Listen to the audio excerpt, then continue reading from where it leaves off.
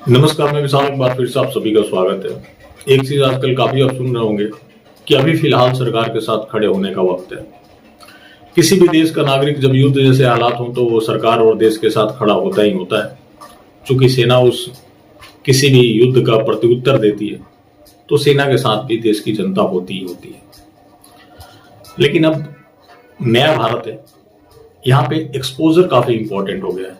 अगर आप चुप हैं तो आप किसी को भी लगेगा कि आप कोई काम कर ही नहीं रहे, लेकिन अगर वही आप बोल रहे हैं, एक्सपोजर कर रहे हैं, तो सामने वाले को लगेगा कि नहीं, ये आदमी जरूर कोई काम कर रहा है।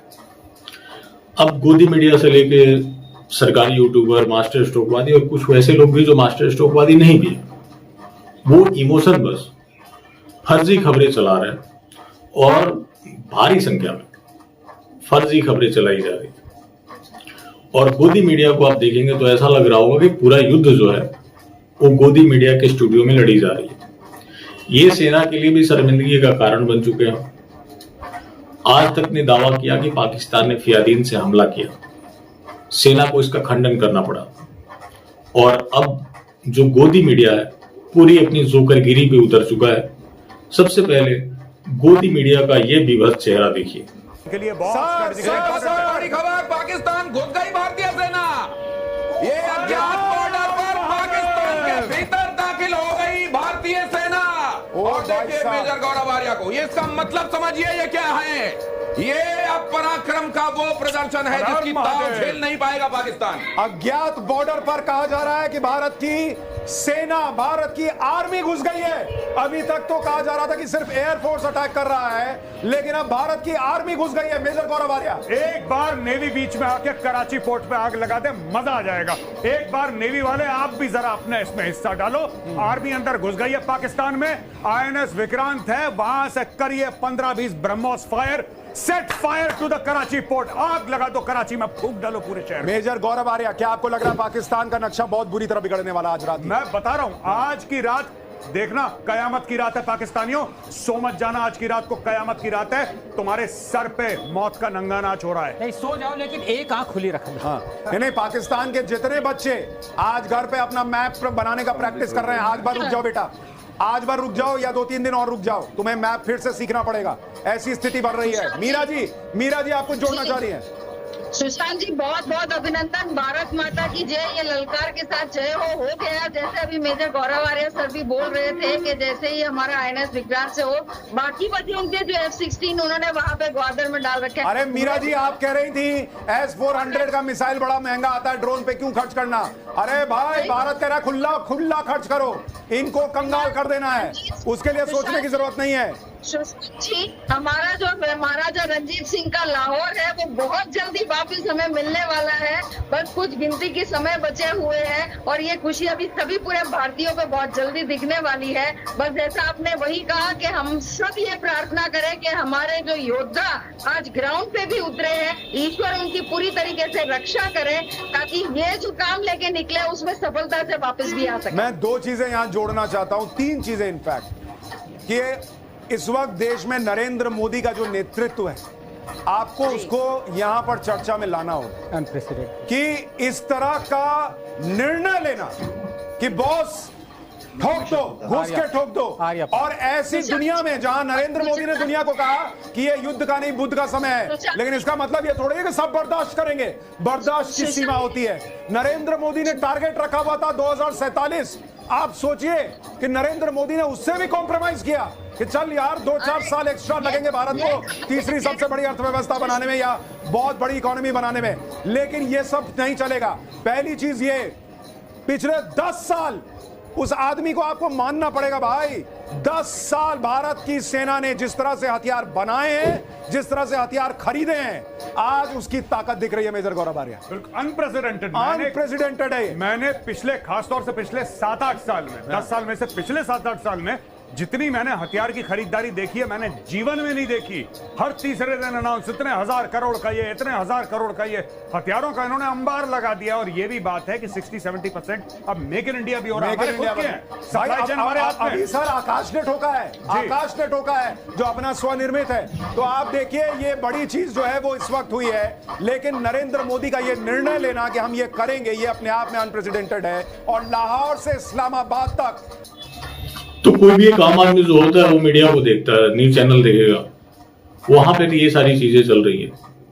गोदी मीडिया की आप सातिराना देखिए कि अज्ञात बॉर्डर का हवाला दे रहे हैं, क्योंकि इनको पता तो है नहीं, चला रहे हैं फर्जी खबर। अब बात हो रही है पोर्ट की, तो पोर्ट को तबाह नहीं किया गया। आपको मिनिस्ट्री ऑफ डिफेंस की तरफ से भी एडवाइजरी जारी हो रहा है कि गोदी मीडिया है, मतलब वो तो गोदी मीडिया नहीं लिखेंगे, वो ये लिख रहे हैं कि कोई भी इंडिविजुअल हो, मीडिया हो या कोई भी डिजिटल प्लेटफॉर्म हो, सेना की मूवमेंट और ऑपरेशन को ना दिखाए। लेकिन ये अपनी हरकत से बाहर नहीं आ रहे, क्योंकि कई को टीआरपी चाहिए, उसके बाद व्यूज चाहिए, रीच चाहिए। तो इस तरह के तमाम हथकंडे अपनाए जा रहे हैं। अब क्या हो रहा है कि इस तरह की चीजों को लेकर ना पाकिस्तान क्या करता है कि विक्टिम कार्ड खेलता है। और अब क्या है, इस नए भारत में एक्सपोजर इंपॉर्टेंट हो गया है।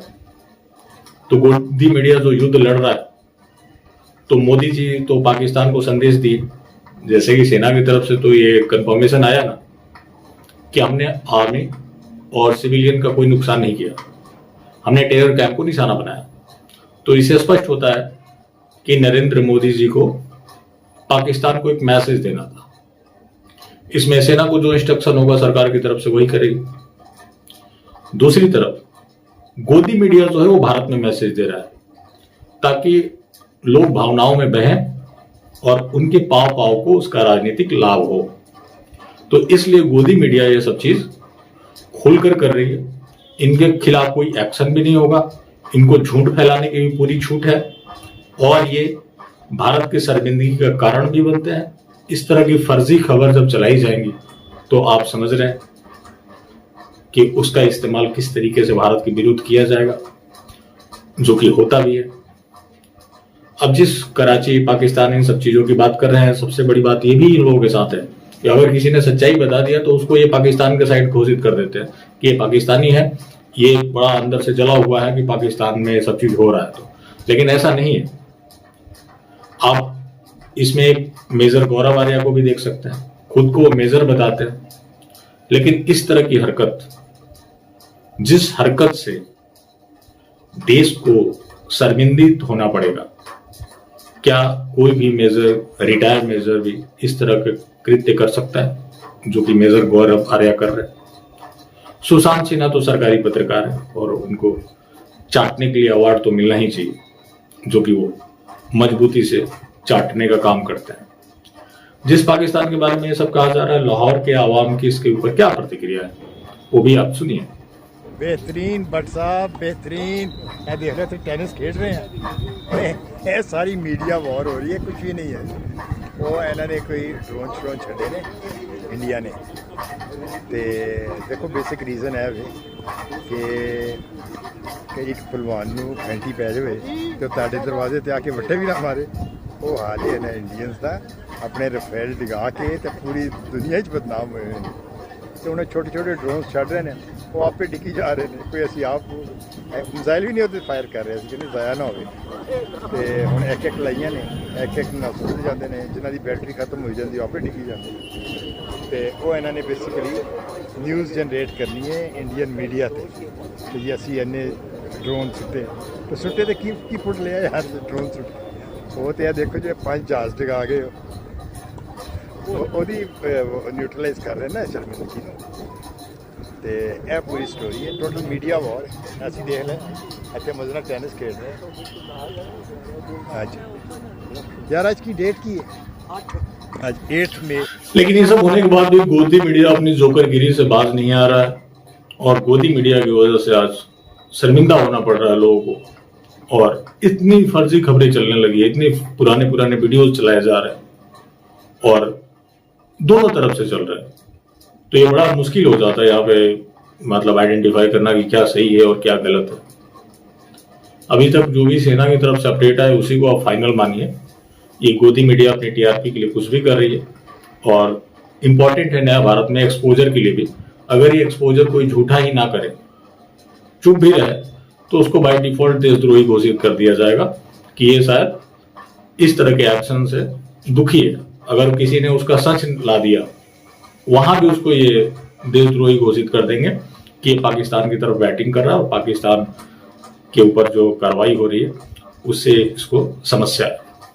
जबकि सच्चाई यह है कि जो फर्जी खबर होती है, फर्जी खबर से काफी शर्मिंदा होना पड़ता है और गोदी मीडिया अंतर्राष्ट्रीय सेम बन चुकी है, जिसकी वजह से भारत की छवि काफी धूमिल हो रही है।